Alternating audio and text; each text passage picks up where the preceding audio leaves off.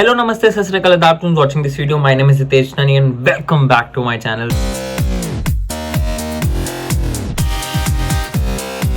So guys, happy new year once again and आज की video होने वाली है बड़ी स्पेशल क्योंकि आज मैं आपको 5 ऐसी चीज़ें बताने वाला हूँ जो कनाडा आपको ऑफर करता है और मेरे हिसाब से बहुत ही अमेजिंग ये चीज़ें हैं। एक्सपीरियंसेस आप सिर्फ कलेक्ट कर सकते हो अपना टाइम देके, एनर्जी देके, और ये एक्सपीरियंस वर्थ है। और यही 5 चीजें मैं आपको बताने वाला हूँ। वीडियो शुरू होने से पहले बस 10 सेकंड का टाइम लो और सब्सक्राइब कर दो चैनल को ताकि मुझे भी थोड़ी खुशी मिले, ठीक है। तो चलो शुरू करते हैं फर्स्ट पॉइंट से। पहला point, making friends from all over the world. ये मैं आपको इसलिए बताना चाहता हूँ क्योंकि चाहे आप इंट्रोवर्ट हो, एक्सट्रोवर्ट हो, एम्बीवर्ट हो, what ever personality you have, एक टाइम के बाद जब आप कंफर्टेबल हो जाते हो तो आपको बात करने के लिए कोई ना कोई तो चाहिए ही होता है। तो ये आपको अपॉर्चुनिटी कनाडा ज़रूर देता है जिसमें आप डिफरेंट लोगों से बातें कर सकते हो फ्रॉम अक्रॉस द ग्लोब। काफ़ी लोग आते हैं, काफ़ी अलग अलग जगह से लोग आते हैं, तो आपको एक अपॉर्चुनिटी मिलती है उनके कल्चर के बारे में जानने के लिए या उनकी काफ़ी अलग चीज़ें जानने के बारे में। तो आपको आपके फ्रेंड्स बन जाते हैं from all over the world. This is a worth while experience. मेरे इतने खास नहीं है क्योंकि मेरा जो कॉलेज था वो ऑलरेडी ऑनलाइन था, तो ये अपॉर्चुनिटी मैं मिस कर चुका था। मैं वैसे ही बड़ा रिग्रेट करता हूँ ऑनलाइन पढ़कर, बट एनीवेज जो होता है अच्छा ही होता है, कुछ लिखा ही होगा।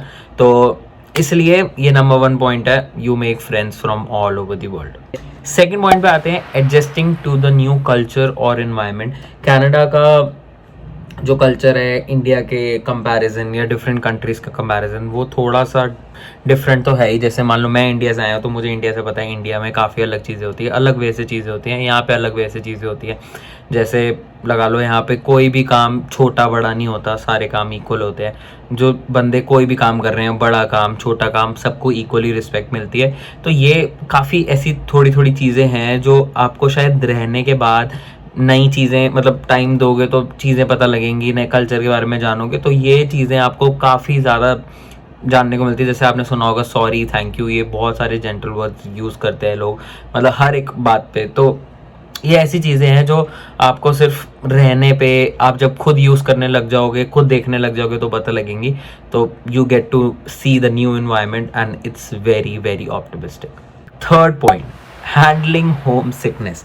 हैंडलिंग होम सिकनेस तो भाई सबसे ज़्यादा इंपॉर्टेंट पॉइंट है क्योंकि आप आते हो इंडिया से, आप एक ना प्रोटेक्टेड शेल में होते हो, फिर आपको पूरी दुनिया दिखती है। जब आपको पूरी दुनिया दिख जाती है तो आपको समझ आने लगता है कि भाई यार घर वाले कितने वो है, घर वाले कितने बढ़िया, घर वालों ज़्यादा प्यार कोई नहीं कर सकता, ये है वो है।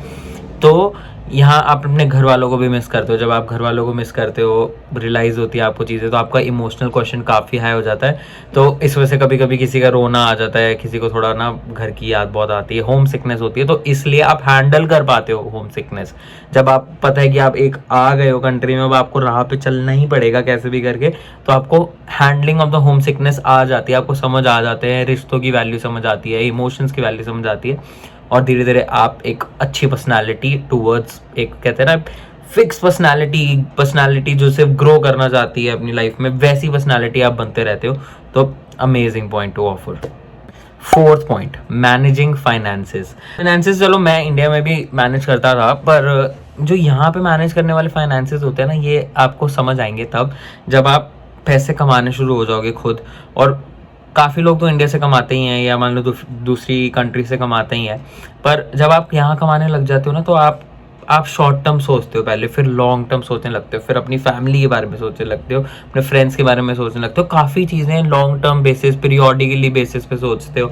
तो आपके फाइनेंसेस जो होते हैं ना, आपकी फाइनेंशियल गेम इतनी स्ट्रांग हो जाती है कि आपको पता है कि आपके लिए क्या सही है क्या सही नहीं है।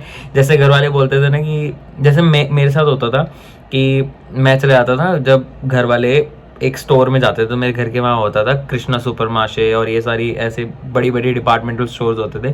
तो मैं वहाँ मम्मी पापा के साथ चले जाता था और मेरे को जो बिस्किट लेने होते थे या जो भी सामान लेना होता था मैं लेता रहता था। आई वाज लाइक मेरे को खाना है नहीं खाना, but I want those things at my place. अभी भी मैं ऐसा ही हूँ, बट आपको समझ आ जाता है कि यार ज़रूरत है या नहीं है। मतलब you get wiser in your financial aspect, और साथ साथ आप अपनी फाइनेंशियल जर्नी में इतने स्ट्रांग हो जाते हो कि आप अपनी फाइनेंसेस मैच कर सकते हो सेव करना है सेव करोगे, इन्वेस्ट करना है इन्वेस्ट करोगे, घर भेजने हैं घर भेजोगे, तो you get more independent into your financial journey. Personal experience आपका बहुत अच्छा हो जाता है फाइनेंस में, तो काफ़ी अच्छी चीज़ें हैं ये। तो this was the 4 point which Canada can offer you. अब आते हैं अपने 5th पॉइंट पे, जो कि है सक्सीडिंग एट एकेडमिक लेवल्स।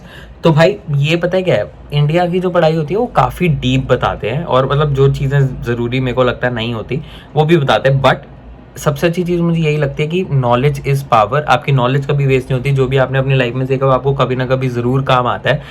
लेकिन यहाँ का जो एजुकेशन सिस्टम है वो थोड़ा अलग हो जाता है, जैसे वो इतना ज़्यादा नहीं बताते। अगर मैं मार्केटिंग करता हूँ तो they will be around the marketing, ये नहीं बताएंगे मार्केटिंग से इतना क्या जुड़ा हुआ है या उतना क्या जुड़ा हुआ है। तो इनका सिस्टम थोड़ा अलग होता है, मुझे ईजी लगता है एज़ कम्पेयर टू इंडिया से।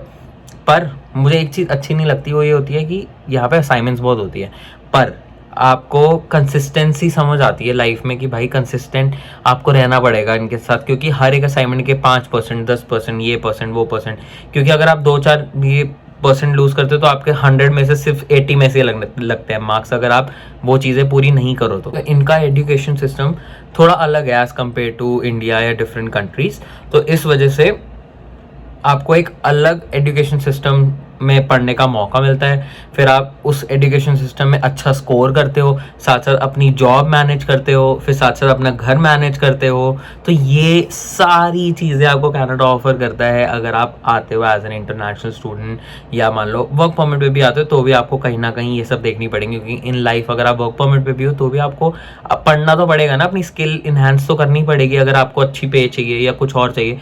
तो सिमिलरली ये मेरे को ये 5 पॉइंट है जो मुझे ऐसा लगता है सच में कनाडा ऑफर करता है।